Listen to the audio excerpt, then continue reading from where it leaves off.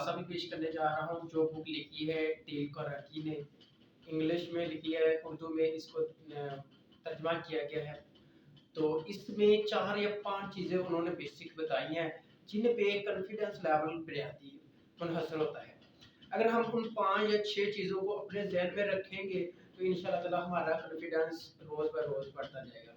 बल्कि ये प्रैक्टिस होती है, कॉन्फिडेंस कोई ऐसा नहीं है कि कोई दवाई है जो हम पी लेंगे या मतलब कोई फूँक मार दें कि इस बंदे में कोई कॉन्फिडेंस लेवल अजीब किस्म का आ जाए। ये ऐसा नहीं होता, बल्कि ये प्रैक्टिस से आता है। जितनी बंदा प्रैक्टिस करता है रोज़ किस भी फील्ड में हो, जिस फील्ड में आप जाना चाहते हो उस फील्ड में उतनी ही प्रैक्टिस करें।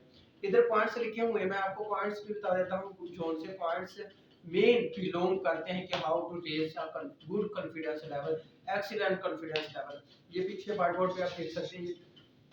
फर्स्ट है नॉलेज, कि अगर आपके पास जितना ज़्यादा नॉलेज होगा, जितना पास आपके इल्म होगा, अगर आप किसी भी फील्ड पे, किसी भी स्टेज पे, किसी भी स्क्रीन पे जाके कोई बात बताना चाहते हैं ऑडियंस को, पहली बात तो ये है कि ऑडियंस आपकी बात से मुतमिन हो, सेटिस्फाइड हो, किसी ने कोई बात की है और ऑथेंटिक कही है। तो इसलिए आपके पास नॉलेज होना चाहिए, ताकि किसी भी मुकाम पे आपने जाके किसी को कोई बात बतानी हो, वो आपका टीचर हो, बॉस हो, मास्टर हो, उस्ताद हो, पब्लिक हो, व्हाटएवर, कोई रिलेटिव्स ही हो, उसको बात बतानी है, आपके पास कॉन्फिडेंस होना चाहिए। आपको पता होना चाहिए कि मैंने ये बात इस लेवल पे करनी है, किसी को समझानी है, किसी के दिल में उतारनी बात, ताकि वो आसानी से समझ जाए।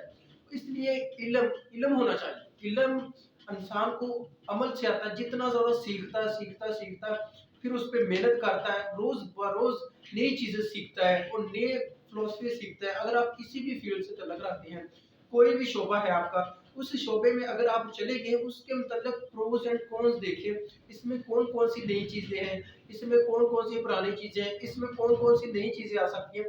ये चीज़ आपके अंदर एक अजीब किस्म का कॉन्फिडेंस पैदा करेगी, जो आपको किसी भी मुकाम पे बोलने में बहुत ज़्यादा आसानी पेश करेगा। अगर हम दूसरी चीज़ की बात करें, तो सेल्फ बिलीव होना चाहिए इंसान के अंदर। उसको पता होना चाहिए कि यार बिल्कुल ये मैं तो कर सकता हूँ, ऐसी कोई भी प्रॉब्लम है नहीं है जो मुझे इसको ना करने पे या मुझे इसको रोक दे या बिल्कुल कहे कि तुम ये नहीं कर सकते। इसलिए इंसान के अंदर सेल्फ बिलीव होना चाहिए कि मैं कुछ कर सकता हूँ। अगर ना जीता तो हँसते रहना, मुस्कुराना ही बहुत हो जाएगा मेरे लिए। मुस्कुराता रहूँगा हार के लिए, जीतना कोई लाज़मी नहीं है। इसलिए सेल्फ बिलीव होना चाहिए कि मैं ये कर सकता हूँ। जितनी मर्ज़ी रुकावटें मेरे सामने आएँ, जितनी मर्ज़ी तनकीदें आएँ, जितने मर्ज़ी लोगों के फतवे आए मेरी तरफ, मैंने ये जो नेक राह ली है, पहले वही है ना, जो किसी को कोई बात बताना चाहता है उसके दिल में कोई खौफ नहीं होना चाहिए। अगर वो उसके दिल में किसी भी ऑडियंस का खौफ होगा, अगर मैंने ये बात कर दी या किसी को मैंने ये बात बता दी, तो मेरे खिलाफ मुखालफतें शुरू हो जाएंगी। भाई 100 बंदा अगर आपकी बात सुनेगा, तो 40 या 30 मुखालफतें होंगी अगर आपकी बात सच्ची भी है। उन्होंने कह रहा ये इसलिए कर रहा है, ये इसलिए, ये फलां फलां, ऐसे कोई ना कोई 30 मिस पॉइंट्स आपके निकल आएंगे, जिससे आपको घुराने के लिए तरीके वो तैयार करेंगे। इसलिए ये ज़हन से बिल्कुल निकाल दें कि आप ये नहीं कर सकते, और अपने आप में एतमाद पैदा करें कि आप ये कर सकते हैं। कोई भी चीज़ है, कोई तकरीर है, कोई मुकाबला है, कंपटीशन है, कोई डिबेट कंपटीशन है, उसको आपने अपने तरीके से हैंडल करना है, ना कि लोगों की बातों से कि ये मैं नहीं कर सकता या फलां हो गया, या यहाँ पे लोगों की तनकीदें शुरू होगी, यहाँ पे लोगों की बातें शुरू होगी। अगर आप ऐसा करना शुरू कर देंगे, तो लाजमन आप मतलब गिर जाएंगे, कॉन्फिडेंस लेवल लो हो जाएगा, बातें आपके दिल में आ जाएगी, दिल में उतर जाएगी, फिर बंदा डिप्रेशन में चला जाएगा। Practice practice makes the man perfect. जितनी ज्यादा आप प्रैक्टिस करेंगे, रोज बाय रोज प्रैक्टिस करेंगे, एक फील्ड में, एक लेक्चर में, एक कंपटीशन में, एक स्पीच में, तकरीर में, एक बात पे रोज प्रैक्टिस जिस बात पे आप करेंगे, उतना ही ज्यादा आपका कॉन्फिडेंस लेवल हाई होगा। ये नहीं होता कि एक दिन में ये चीज मुकम्मल नहीं हो सकती, या 2 दिन या 3 दिन या 4 दिन में। सदियां लगती है, महीने लगते हैं, साल लगते हैं, तब जाके बंदा किसी फील्ड में अपना नाम पैदा करने के लिए तैयार हो जाता है। इसलिए सेल्फ बिलीव होना चाहिए। सेल्फ बिलीव के साथ साथ प्रैक्टिस होनी चाहिए। प्रैक्टिस के साथ साथ आपका एम जो हो रहा है, वो आपका डिफाइंड एम होना चाहिए, ताकि आपको पता हो मैंने किस डायरेक्शन में जाना है। ये नहीं कभी इस तरफ चलेंगे, कभी उस तरफ, कभी सीधा, कभी पीछे, कभी आगे। इस तरफ आपको नहीं होना चाहिए, ताकि आपके अंदर एक सेल्फ बिलीव, एक प्रैक्टिस तभी काम आएगी जब आपको पता चलेगा कि मैंने इस फील्ड पे प्रैक्टिस लगाई। जब आप उस फील्ड पे प्रैक्टिस लगाएंगे, तो आपका जो कंसिस्टेंसी डेस्टिनेशन मंजिल है जो आपकी, वो आपके और पास आती जाएगी। अगर आप बेतुकी कभी इधर कभी उधर कभी यहाँ वहाँ ऐसे घूमते फिरते रहे तो आप यकीनन fall into the stress and depression and the confidence feel removed, और कॉन्फिडेंस आप में से निकल जाएगा। डिप्रेशन में, स्ट्रेस में, एंजाइटी में, परेशानी, मुसीबतें, मुश्किलात में गिर जाएंगे। भाई खुद ही हमने ये तैयार की है, क्योंकि आपने अपना प्रॉपर एम डिफाइन नहीं किया कि मैंने किस डायरेक्शन में जाना है, तो ये खुद ही तो हमने तैयार किए थी सारा कुछ, अब आ गई हमारे सामने, तो इसको यकीनन हमें ही बर्दाश्त करना है या प्रभु करना है। आखिरी और पांचवा कंसेप्ट है कि बी कंसिस्टेंट नेचर, कि अपने आप को तैयार कर लेगा, अगर ना भी हुआ तो क्या हो गया, तो तूफान आ जाएगा।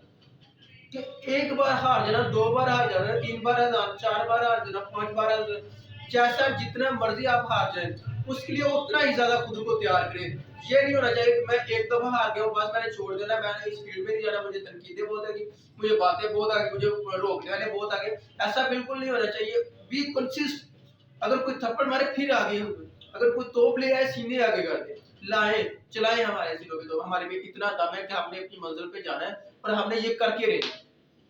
और ये इसमें एक डील करेंगे ने एक लफ्ज यूज किया कि यहाँ फरिश्ते नहीं बसते जिसको आप देख के डर जाएंगे यार मैं फरिश्ता नहीं। लोग जो होते हैं, आप समझते हैं कि लोगों की लाइफ बहुत स्ट्रेट है, लोग बहुत सुकून में है और आपकी जिंदगी में मुश्किलात आती है, ऐसा बिल्कुल नहीं होता।